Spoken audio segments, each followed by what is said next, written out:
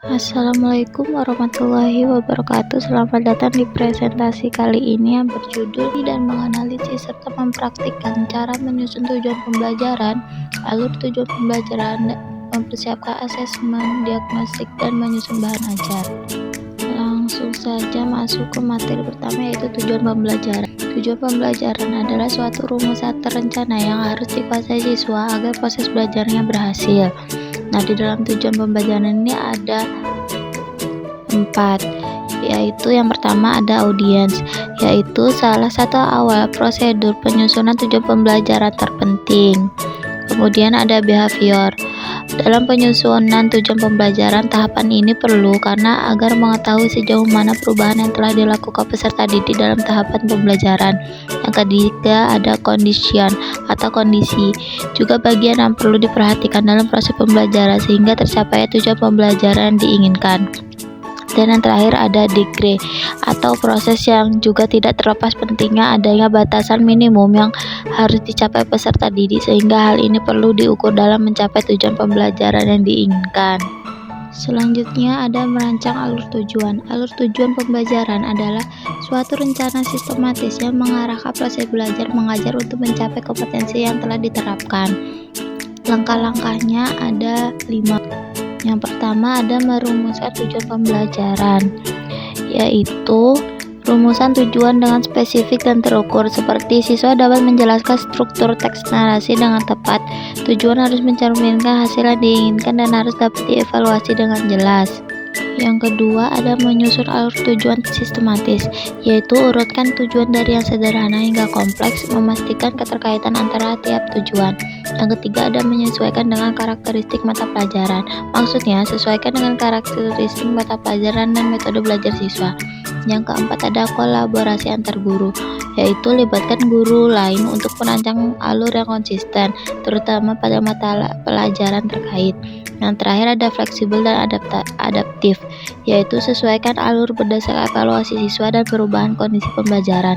Contohnya itu yang pertama, siswa dapat menemukan ide pokok dan perinci dari diskusi lisan. Kemudian, siswa dapat mengidentifikasi akurasi informasi dari bacaan yang telah dibaca. Selanjutnya ada asesmen diagnostik. Asesmen diagnostik adalah jenis evaluasi awal yang digunakan untuk mengidentifikasi pengetahuan, keterampilan, dan kesiapan siswa sebelum pembelajaran dimulai. Tujuan dari asesmen diagnostik dalam pembelajaran yaitu ada 3. Pertama, ada mengetahui kesiapan belajar siswa, kemudian mengidentifikasi kekuatan dan kelemahan siswa, serta merancang strategi pembelajaran yang tepat.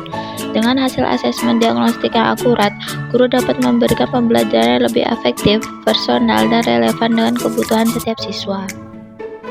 Materi yang terakhir ada menyusun bahan ajar. Dalam menyusun bahan ajar ini ada beberapa tahapan. Nah, yang pertama itu ada prinsip dalam penyusunan bahan ajar. A. Keterkaitan dengan tujuan pembelajaran. Keterkaitan dengan tujuan pembelajaran berarti bahwa setiap bahan ajar yang disusun harus memiliki hubungan langsung dengan tujuan yang ingin dicapai. Setiap tujuan pembelajaran harus spesifik, terukur, dan sesuai dengan standar kurikulum. Misalnya, jika tujuan pembelajaran adalah siswa dapat menjelaskan proses fotosintesis, maka bahan ajar harus mencakup penjelasan rinci mengenai proses fotosintesis.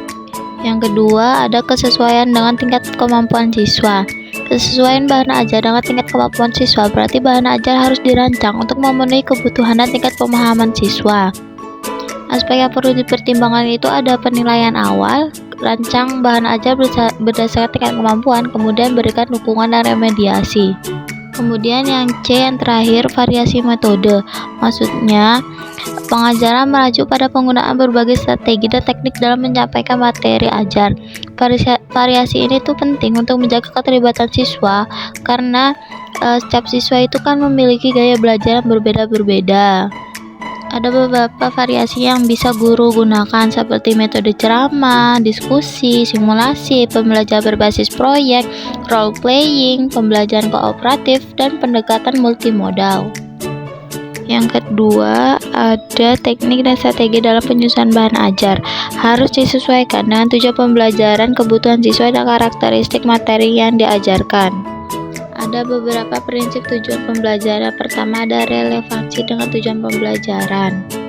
Maksudnya, yaitu bahan ajar harus membantu mencapai hasil belajar yang telah ditetapkan dan difokuskan pada pengembangan keterampilan atau pengetahuan tertentu. Yang kedua, ada kesesuaian dengan karakteristik siswa. Maksudnya, diferensiasi dalam bahan ajar agar dapat memenuhi kebutuhan semua siswa, termasuk mereka yang memiliki tingkat kemampuan belajar yang berbeda-beda. Selanjutnya, ada keberagaman metode penyampaian. Bahan ajar harus disusun dengan mempertimbangkan beragam metode penyampaian, termasuk teks tertulis, visual, audio, dan multimedia interaktif, untuk memastikan bahwa semua siswa dapat memahami materi dengan cara yang paling sesuai dengan gaya belajar mereka. Selanjutnya, teknik penyusunan bahan ajar. Yang pertama itu ada analisis kebutuhan pembelajaran. Maksudnya, guru harus mengetahui apa aja yang dibutuhkan oleh siswa-siswanya. Yang kemudian kedua, penentuan jenis bahan ajar.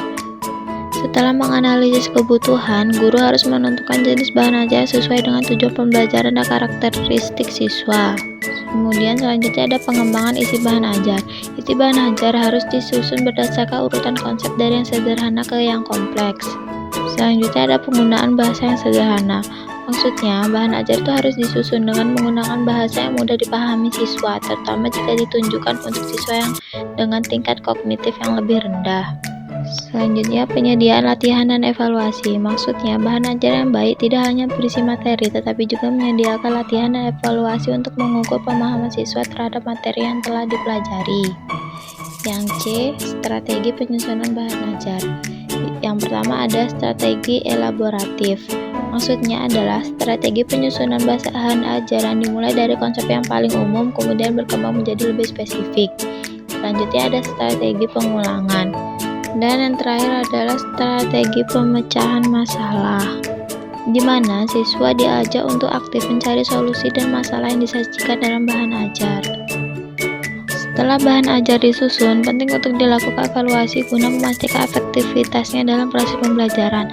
Beberapa kriteria evaluasi bahan ajar meliputi: pertama, kejelasan materi; kedua, relevansi materi; dan yang terakhir, kesesuaian dengan kebutuhan siswa. Teknik dan strategi penyusunan bahan ajar yang tepat akan memastikan bahwa pembelajaran dapat berlangsung dengan efektif dan membantu siswa mencapai kompetensi yang diharapkan.